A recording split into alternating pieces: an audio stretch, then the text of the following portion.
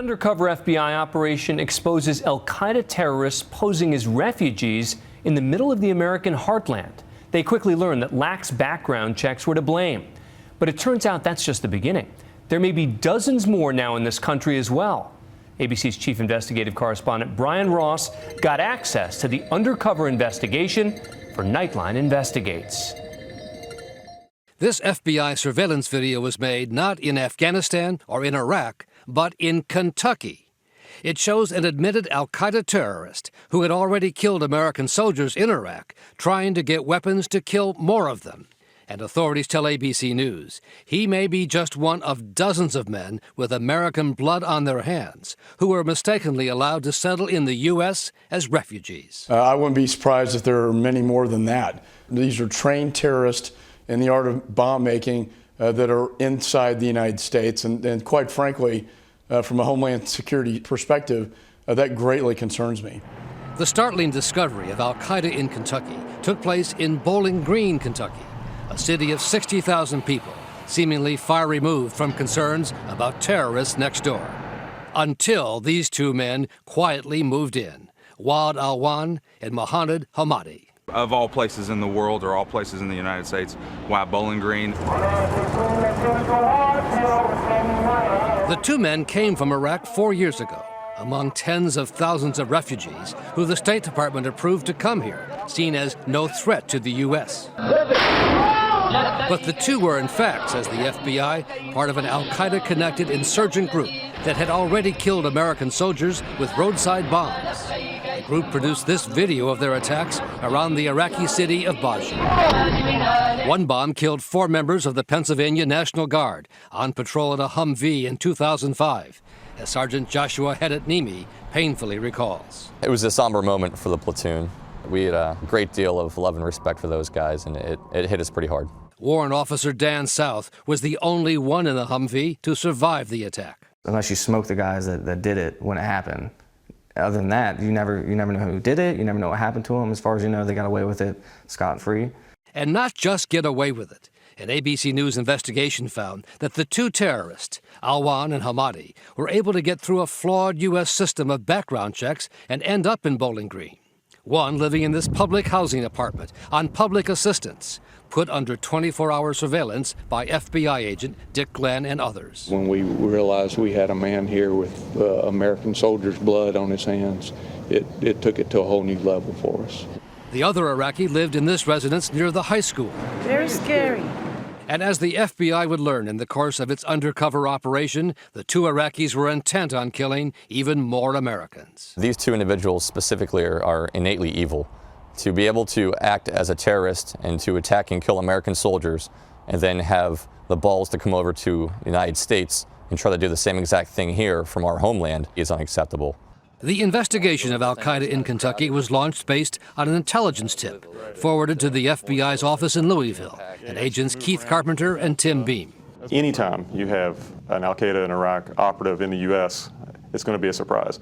At the prompting of an FBI informant who befriended the men, Al-Wan made these drawings of IEDs he said he made back in Iraq. And in undercover tapes with the informant, he boasted of building a dozen or more bombs and using a sniper's rifle to kill American soldiers in the Baji area. He said that he had them for lunch and dinner, and meaning that he had killed them. To hear him say that on the undercover tapes must have been chilling. It was gut-wrenching. But the big breakthrough in the case came out of this warehouse outside Washington, an FBI repository of virtually every IED or bomb used against American targets anywhere in the world. Well, this is basically America's bomb library. The remnants of some 100,000 bombs are stored in these boxes stacked to the ceiling here as part of a little-known FBI unit run by Gregory Carl. When you really stop and think about what's actually in those boxes is really what makes you pause, thinking of all the troops that have been injured or wounded by these devices, and it really is kind of a sacred grounds. Based on the description the FBI undercover got from Al-Wan of the type and location of the bombs he said he had built, a team of 40 FBI agents and technicians were assigned to go through the remnants of some 130 bombs and do some 14,000 fingerprint comparisons. And then, 2/3 of the way through, bingo. I think that I said, you will never believe it. A bomb that had been recovered outside Baji in this pile of rocks before it was detonated was the key. Inside of the device. It matched in detail the drawing of a bomb Alwan had given the undercover FBI informant. He's got a lot of the chemistry, the explosive stuff here. I would call that pretty sophisticated. And better, as the lead FBI forensic specialist Katie Suchma and Stephen Mallow showed me. Fingerprints and a palm print on the detonating device, a wireless phone base station, matched those of Alwan in Kentucky. Yeah, you can see right here. And right there. Yep. What was that like when you made the match? The whole team was ecstatic because it was like finding a needle in a haystack. Word was sent back to Louisville. It was a surreal moment. I mean, it was a real game changer, so to speak, for the case, because now you have solidified proof that he was involved in actual attacks against U.S. soldiers. So this was somebody who was for real, not just full of empty Exactly ghosts. right, for real, in our backyard. Scary? Yes, yes. Reality of it could happen in our backyard.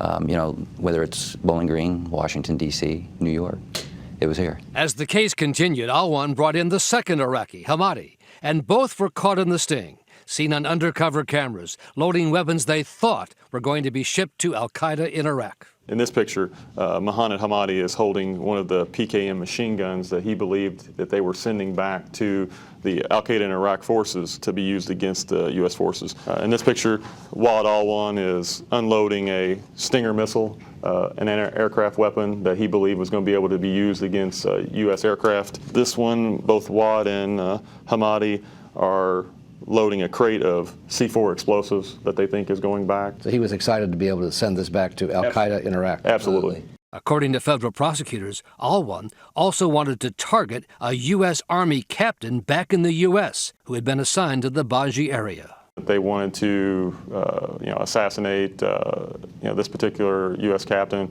And prosecutors say Hamadi urged other attacks on U.S. soil. Quote, "Many things should take place, and it should be huge," unquote.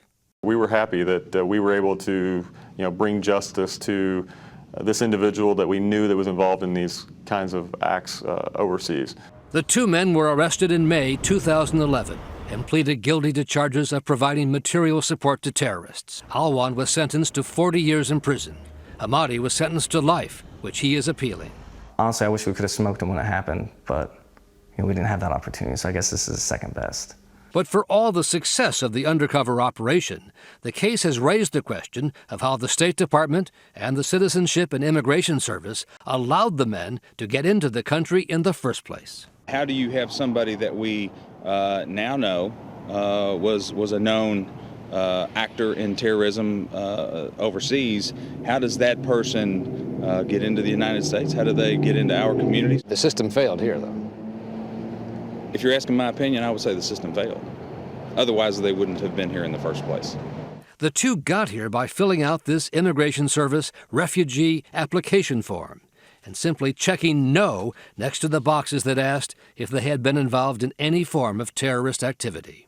They were approved, even though both men had been detained in Iraq for planting roadside bombs. And Alwan confessed to Iraqi authorities he was part of an insurgent group, with his fingerprints actually in the Defense Department files years before he applied to come to the U.S., according to retired Lieutenant General Michael Barbero. How did a person who we detained in Iraq linked to an IED attack, we had his fingerprints in a government system, how did he walk into America in 2009 and then, at least 2 years later before he came up on our radar screen? At a congressional hearing, a Homeland Security official said none of that information was available to its screeners. And all the biographic as well as the biometric checks that were performed at the time did come back clean. Now an urgent search is underway at the FBI laboratory in Quantico, Virginia, to go through a huge backlog of other bombs from Iraq and Afghanistan, with leads to a surprising number of other terrorists who also may have managed to move here undetected. We are currently supporting dozens of current counterterrorism investigations like that. Dozens of cases? Correct. Where you're looking for prints of people who are in this country now? That's correct. That's quite a thing. It is, and I think that's what shows the seriousness of all of this.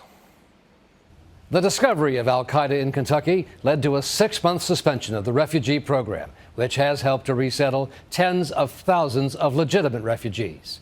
The Immigration Service says it has now tightened security on background checks, in effect, closing the barn door after the fact.